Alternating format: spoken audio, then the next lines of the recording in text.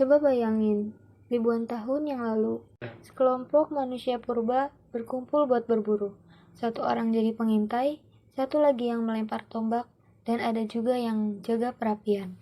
Tanpa mereka sadari, saat itu mereka udah menerapkan satu hal penting, yaitu manajemen.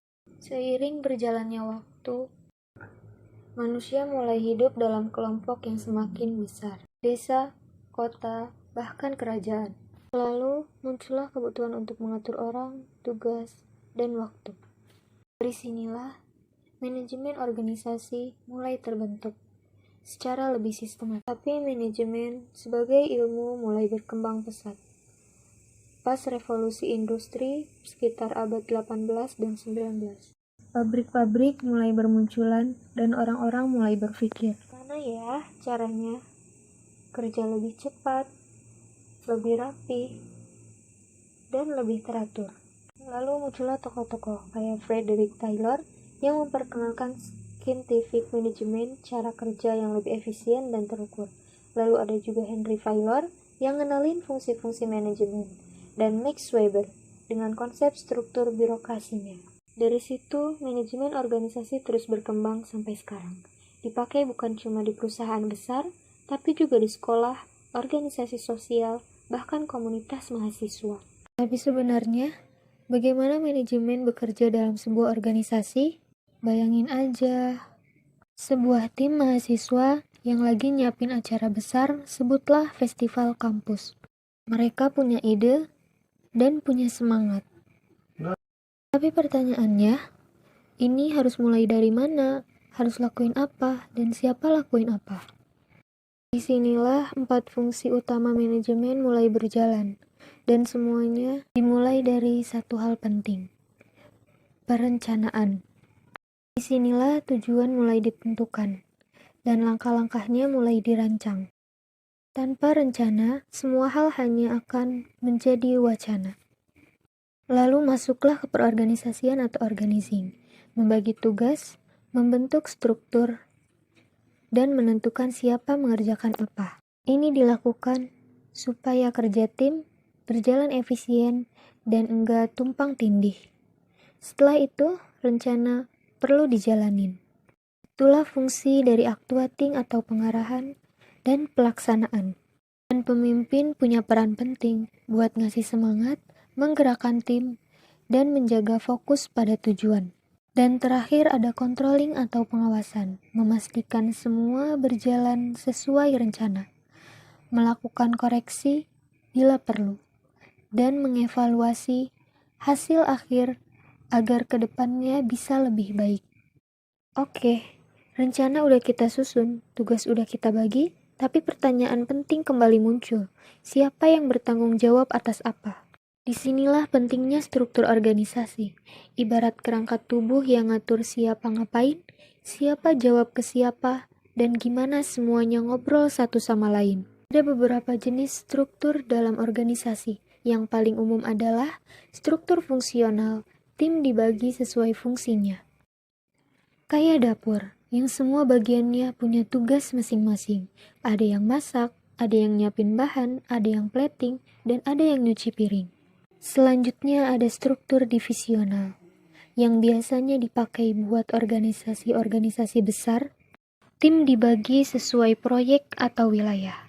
Misalnya, ada tim khusus buat lomba nasional, terus ada juga tim buat event internal kampus, dan masing-masing jalan kayak mini organisasi sendiri. Dan dalam kasus tertentu digunakan struktur matriks. Ini ribet, tapi keren. Karena satu orang bisa punya 2 peran sekaligus. Misal kamu jadi anggota tim logistik, tapi juga jadi penanggung jawab buat suatu acara khusus. Kayak jadi barista, sekaligus kasir. Capek? Tentu saja, iya. Tapi kalau komunikasinya jalan, ini bisa efektif banget buat diterapin. Tujuan dari struktur bukan untuk ngebuat semuanya jadi kaku. Justru ngebuat alur kerja jadi lebih jelas, efisien, dan terarah. Karena tanpa struktur, kerjaan bisa saling tabrak, komunikasi berantakan, tugas tumpang tindih. dan pengambilan keputusan jadi lambat buat diambil. Struktur yang baik bisa bikin semuanya lancar, bikin info lebih gampang nyampe ke orang yang butuh, dan ngasih ruang buat tiap orang tahu posisi dan perannya. Setelah struktur terbentuk, semua posisi jelas dan tugas-tugas sudah terdistribusi. Sekarang muncul pertanyaan selanjutnya, siapa yang memimpin dan gimana cara dia memimpin? Tiap organisasi pasti butuh pemimpin. Cara mereka memimpin bisa beda banget. Ada yang otoriter. Semua keputusan ada di dia dan harus ikutin maunya dia. Cepat, tegas, tapi bisa bikin tim kurang bebas. Ada yang demokratis, semua diajak diskusi, bikin tim ngerasa dilibatin, dan punya ruang buat ngasih masukan. Tapi prosesnya bisa makan waktu lebih lama. Ada juga gaya bebas alias laissez-faire. Pemimpin kasih kepercayaan penuh ke tim buat kerja dengan gaya masing-masing. Cocok banget buat tim yang udah solid dan mandiri. Tapi kalau timnya masih butuh arahan, bisa-bisa malah bingung harus mulai dari mana. Dan sebenarnya nggak ada gaya yang paling benar. Pemimpin yang baik tahu kapan harus tegas, kapan harus mendengar, dan harus banget bisa adaptasi sama tim dan situasi. Struktur udah terbentuk, pemimpin udah ada, tapi tanpa satu hal ini, semua bisa berantakan.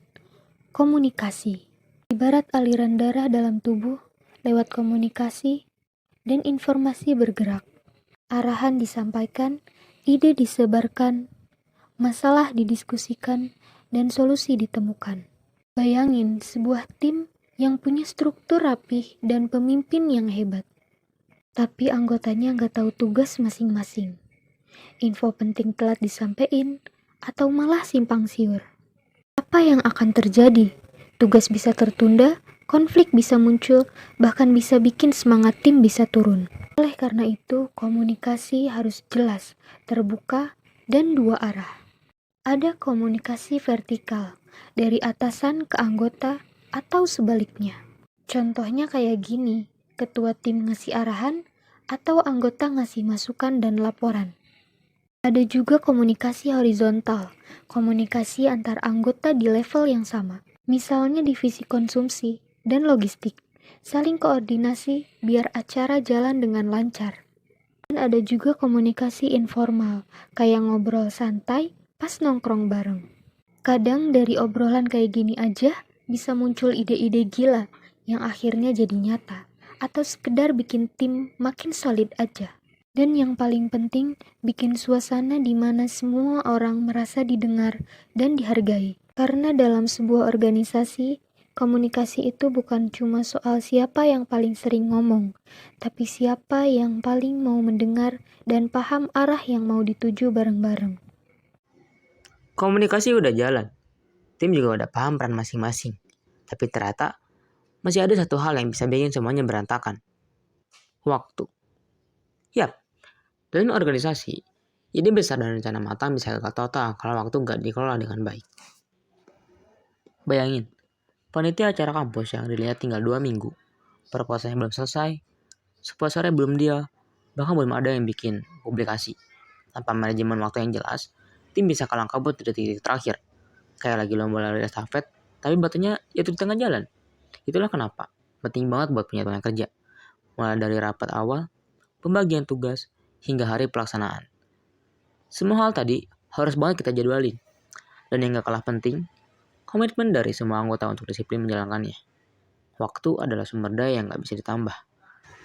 Dan organisasi yang sukses adalah mereka yang tahu cara menggunakannya dengan bijak. Dan untuk terakhir kalinya, bayangin ini.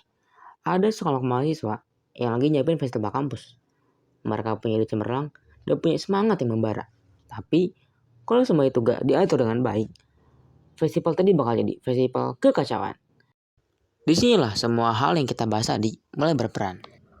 Mulai dari perencanaan, penutupan tujuan, bahkan penyusunan strategi.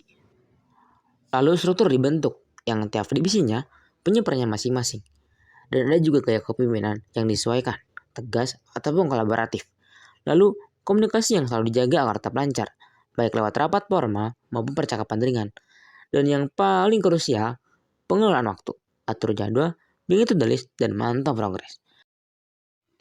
Semua itu dijalin sama mahasiswa, Nggak ada CEO, nggak ada kantor keren. Tapi itu bisa jalan karena ada koordinasi, komitmen, dan manajemen. Manajemen organisasi bukan sekedar teori buat ujian, tapi bekal buat hidup. Yang bisa bantu kita bahkan terus bawa konflik, ngatur waktu, ngatur orang, dan yang gak kalah penting, ngatur diri sendiri. Dan mungkin disinilah pemimpin masa depan dilatih.